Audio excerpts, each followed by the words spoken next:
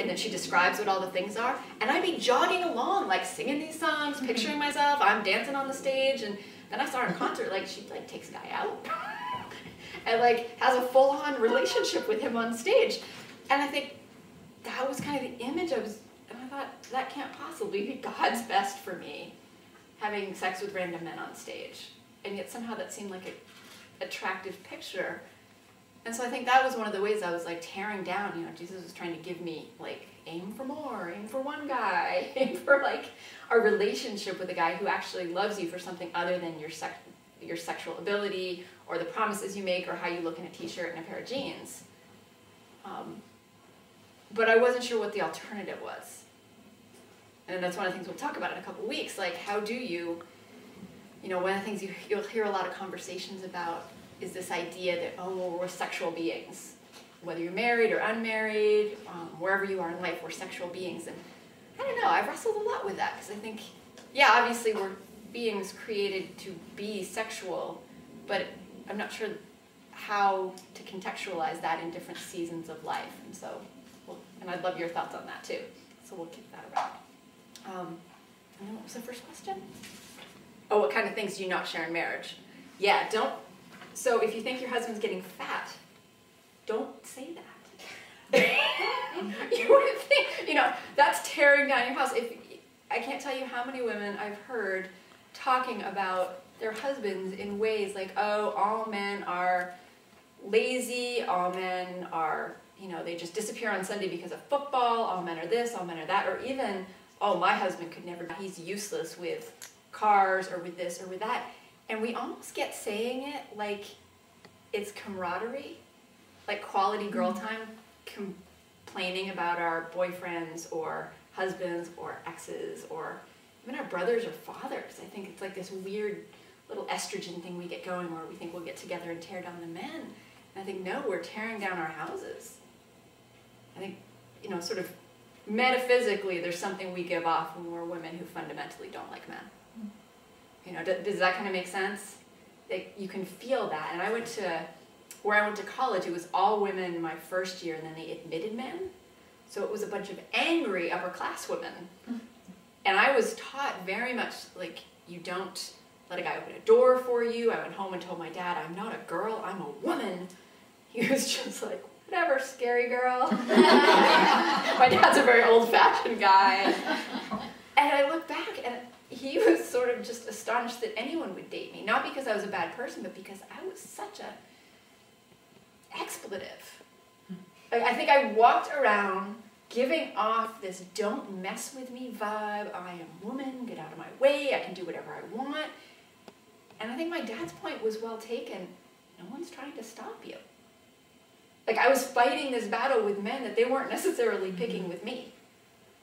And then at the same time, though, deep inside, as I would, you know, say to a guy, I don't need you to open that door, I also somehow thought he was going to think it was hot that I could open my own door. Like, there was this whole, you know, I wanted to, like, be this angry feminist, but totally be attractive to men at the same time. I can tell you that failed pretty miserably. And what it got me, when it did work, was guys who sort of hated women. You know, and so we would have that sort of flirty, banter. You know that banter you can do sometimes that feels attractive? And then afterwards you realize, well, fundamentally we hate each other. This is not what I was looking for. So, yeah, don't say things that are going to tear your husband down in marriage. Like, say things that will build him up. And we'll get to that. I think there's another question here on this that hopefully we'll get to tonight. One of the biggest surprises for me in marriage has been how little power my words have. Because if you think about it, like, who likes a nagging woman? And I've really learned that when there's something I would like to be different with Steve or with our relationship or with just how our lives are running, my words have almost no power. My prayers have amazing power.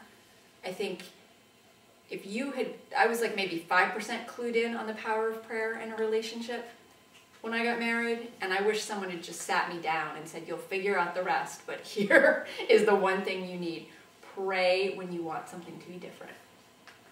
Now, I want to be clear, I'm not talking about manipulative prayers, like, please God, let him want to do it my way. Let him see that I'm right and he's wrong, and then let him apologize and do it my, like that's how I'm talking. I've prayed some of those. But I don't think those are the ones that I've really seen huge answers to. The ones I've seen huge answers to are things like, I feel totally hopeless and ugly and none of my clothes fit because I've gained 5 pounds in a month or something. And I just pray, well, God, Steve's stuck with me, so let him think I'm attractive. And that is always the night he comes home. And he's like, you look fantastic. And I haven't told him any of this is going on because I think like it's not very sexy to tell your husband you feel like a giant blob. I think that is not a great conversation to have. But whenever I've prayed, those are always the nights that he comes home and says something amazing. Or I'll just, you know, there'll be something I think maybe with our finances that I want to do X, and I sort of suspect he's going to want to do Y. But before we talk, I'll be like, well, God, I feel like X is important, and, you know, could you... Almost always, Steve either comes home and says, oh yeah, I've been thinking about X and I totally think we should do that. Or by the time he gets home, I think like, oh no, Y actually makes a lot more sense. And so there's like a whole fight averted just because I thought to pray. So yeah, the power of our prayers. Do not underestimate that. Okay, next question. How do we think about why otherwise eligible bachelors are apathetic or adverse to marriage? Are there still men out there who are serious about manhood in marriage? Yes.